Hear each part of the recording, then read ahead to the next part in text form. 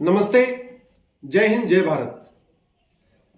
आज की डेट में अगर आप अखबार पढ़िए, कोई ऐसा दिन नहीं आता जिस दिन साइबर फ्रॉड की एक दो घटनाएं नहीं आती। कोई ऐसा अखबार नहीं है जिसमें साइबर फ्रॉड रोज रिपोर्ट नहीं हो रहा। कई बार एसएमएस आता है, आपकी लॉटरी आई है, इस लिंक के ऊपर क्लिक करिए। कई बार आता है, आपको यह गिफ्ट आया हुआ है, इस लिंक के ऊपर क्लिक करिए। कई बार एसएमएस आता है, आपकी बिजली कटने वाली है, इस लिंक के ऊपर क्लिक करिए।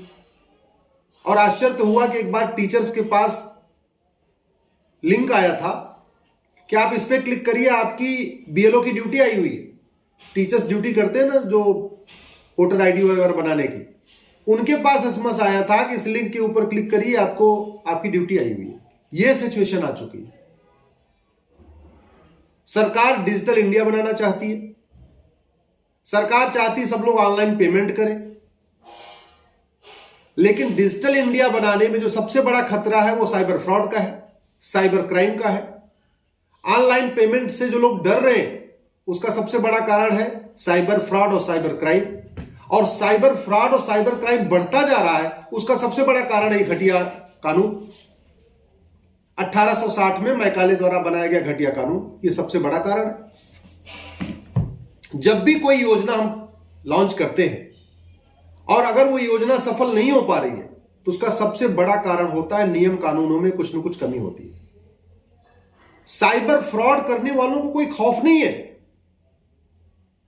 उनको पता है, अगर हमने 100 करोड़ की लूट कर लिया, 100 करोड़ का फ्रॉड कर भी लिया, तो 3-4 साल की जेल होगी, 5 साल की जेल होगी, पैसा तो जब्त होगा नहीं। हमने ऐसा कानून ही नहीं बनाया कि जो आदमी फ्रॉड करेगा, जितना फ्रॉड करेगा वो 100% वसूला जाएगा और 20 साल, 40 साल, 50 साल या 100 साल सजा होगी। एक व्यक्ति ने टर्की में साइबर फ्रॉड किया था, किसी के बैंक अकाउंट हैक किया था, उसको 300 साल सजा हुई थी, 300 साल की। हमारे देश में तो बैंक अकाउंट हैक करने वालों को 3 साल की भी नहीं होती है, और 3 साल की भी होती है तो कम से कम 30 साल मुकदमा चलता है। यह सिचुएशन है। मैं बार बार रिपीट कर रहा हूं, यदि भारत को विश्वगुरु बनाना है तो हमें कठोर कानून बनाना पड़ेगा। अपराध कम करना है तो कठोर कानून बनाना पड़ेगा। हम वर्ल्ड क्लास हाईवे बनाते हैं, वर्ल्ड क्लास एयरपोर्ट बना रहे हैं हजारों करोड़ रुपए खर्च करके, वर्ल्ड क्लास कानून क्यों नहीं बना रहे हैं जो मुफ्त में बन जाएगा? हम सिंगापुर के अच्छे कानूनों को, फ्रांस के अच्छे कानूनों को, अमेरिका के अच्छे कानूनों को, जापान के अच्छे कानूनों को मुफ्त में उनकी नकल क्यों नहीं कर ले रहे? भाई, वर्ल्ड का बेस्ट कानून बनाने के लिए तो आपको फिर भी अपना दिमाग लगाना पड़ेगा। मैं तो कह रहा हूं, वर्ल्ड का बेस्ट कानून छोड़ दीजिए, कम से कम जो डेवलप्ड कंट्रीज हैं, जहां क्राइम कम है, जहां करप्शन कम है, उनके करप्शन और क्राइम वाले कानूनों को देख लीजिए और देख के नकल कर लीजिए। और यही काम है हमारे सांसदों विधायकों का। रोज घटनाएं आ रही, पेपर भरे हुए हैं, साइबर फ्रॉड और साइबर क्राइम से पेपर भरे पड़े हैं। कोई ऐसा, आप भी जरा देखिएगा, ऐसा कोई दिन नहीं है जिस दिन अखबार में कोई साइबर क्राइम और साइबर फ्रॉड की घटना नहीं आती। दुनिया के कई देशों में साइबर क्राइम और साइबर फ्रॉड करने वालों को फांसी भी मिलती है। मैं कह रहा हूं, फांसी तो नहीं, आजीवन कारावास का कानून बना दीजिए। दुनिया के कई देशों में साइबर फ्रॉड और साइबर क्राइम करने वालों को 100% प्रॉपर्टी उनकी जब्त कर ली जाती है और फांसी दी जाती है। मैं कह रहा हूं, 100% प्रॉपर्टी जब्त कर कम से कम आजीवन कारावास दीजिए, 50 साल की सजा दे दीजिए। नहीं आजीवन कारावास, नहीं 100 साल, तो 50 साल की तो दीजिए। ये घटिया कानून तो खत्म करिए, इसकी कोई लागत भी नहीं आएगी।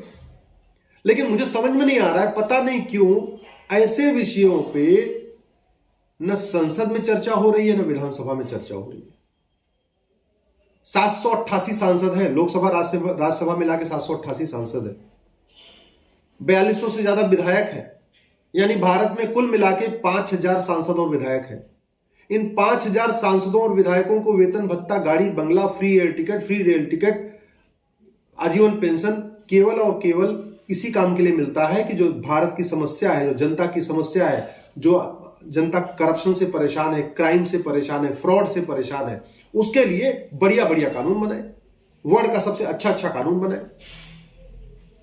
788 सांसद में से 500 सांसद तो अच्छे पढ़े लिखे भी हैं, और संसद का 3 सत्र होता है, 3, यानी हर सांसद अगर हर सत्र में एक एक प्राइवेट मेंबर बिल पेश करे, एक एक बिल, तो 500 सांसद, मैं 788 की बात नहीं करता, चलो उसमें से बहुत हम ये मान लेते हैं कि भाई 288 ऐसे हैं जो बिल नहीं पेश कर सकते या उनको बिल बनाना नहीं आता, छोड़ देते हैं।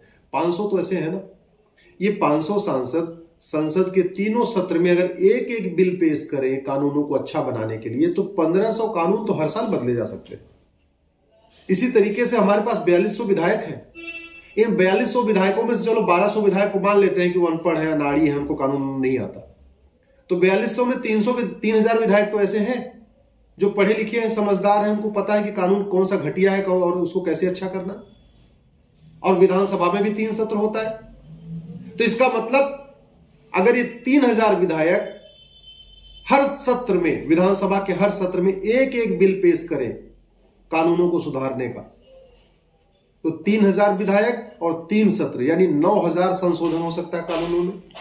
तो हमारी विधानसभाओं में 9000 अच्छे कानून बन सकते हैं हर साल। हमारी संसद में हर साल 1500 नए कानून बन सकते हैं या 1500 पुराने कानून को बदला जा सकता है। लेकिन ये करना तो पड़ेगा। कानून बनाना सुप्रीम कोर्ट का काम तो है नहीं कि मैं हर चीज के लिए पीआईएल फाइल कर दूं। मैंने बहुत सारी पीआईएल फाइल भी की, लेकिन सुप्रीम कोर्ट कहता है भैया हम कानून नहीं बना सकते। कानून घटिया हो हमें बताइए, आप उसको चैलेंज तो कर सकते हैं, लेकिन कानून नहीं बना सकते। तो इसलिए हाईकोर्ट सुप्रीम कोर्ट से कानून तो बन नहीं सकता। हाईकोर्ट सुप्रीम कोर्ट में घटिया कानूनों को चैलेंज किया जा सकता है, कोई कानून अगर हमारे फंडामेंटल राइट के खिलाफ है। लेकिन कानून को कठोर बनाना यह संसद और विधानसभा का काम है। समाधान 2 जगह पे है, संसद और सुप्रीम कोर्ट।